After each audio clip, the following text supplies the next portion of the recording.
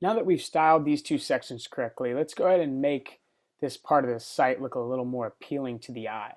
So what I mean by that is if you can look over here at the 1 million line site, you see this change in background from here to this soft gray to this almost salmon color here. And what it does is it gives the site a more organized, sexy, professional look than this bland, all white right here.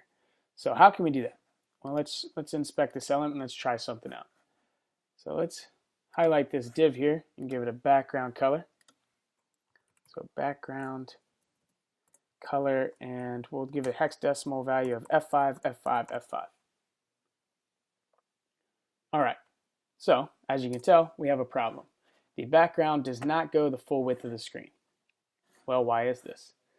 And the answer is simple. It's because it's within this container div right here. So the container limits the width of this div to 1170 pixels.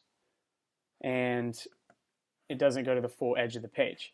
Now, if you come up here, you're like, well, we did this background here, it went to the full edge of the page. So what do we do differently up here?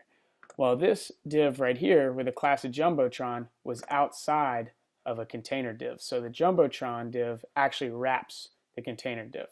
So what we're going to do is create a div to wrap our container homepage div.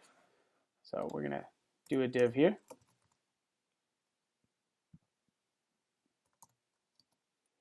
And we have been using classes, but now we're going to use ID, and I'll explain in the next section the benefits of using ID and the differences between IDs and classes.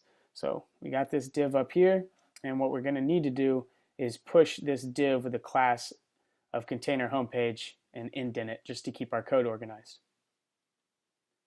And thanks to our code already being organized, I see that we've already wrapped the footer and that horizontal rule in that div container. So let's go ahead and cut this right here, and let's move it right down below this div.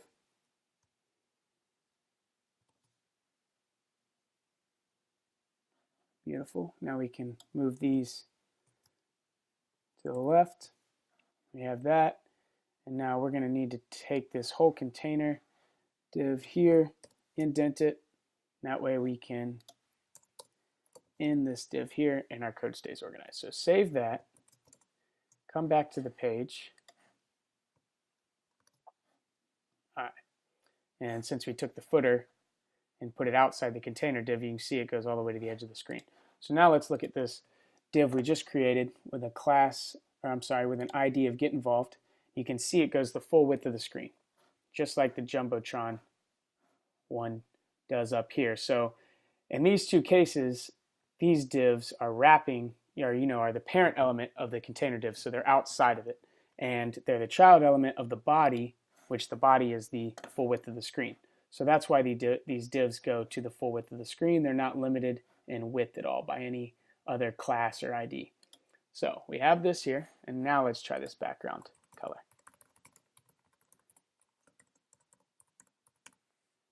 Beautiful. So let's go back over to our code, make that permanent. And I like to do my CSS where, these are HTML elements here at the top, and then I like to do any IDs I have. So here we'll do getInvolved, and you notice this hashtag here, that's the symbol in CSS for an ID, as we've been using the period as a symbol to show a class. So hashtag getInvolved, so it means any element with an ID of getInvolved, and we're going to give it a background color of hexadecimal F5, F5, F5. And I'm just going to change this tab size to 2 so that everything's aligned correctly. So save that. Reload the page, and we still have our background color. Awesome. All right, now I want to give these two sections some spacing here to clean up the site, give a little differentiation and make it look more organized. So both these sections are going to have about the same spacing. Let's go ahead and work on the class homepage. So we could give it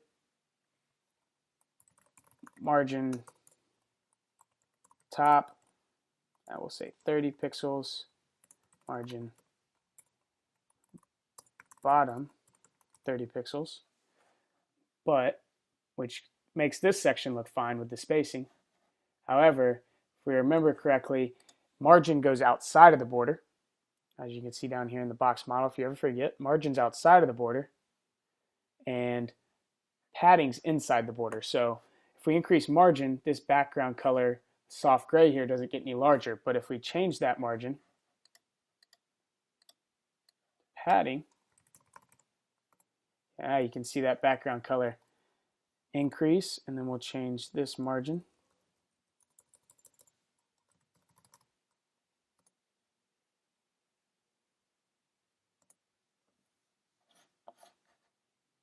Beautiful.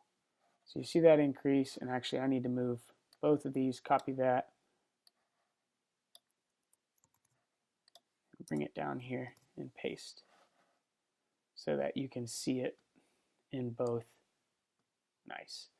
in both divs here. Awesome. So let's go ahead and add padding top and padding bottom. Padding top and padding bottom, the only reason they were crossed out down below is because I had it within the element style on this container. But we'll add padding top and padding bottom to the home page here. Padding bottom, 30 pixels. Padding top, 30 pixels. Beautiful.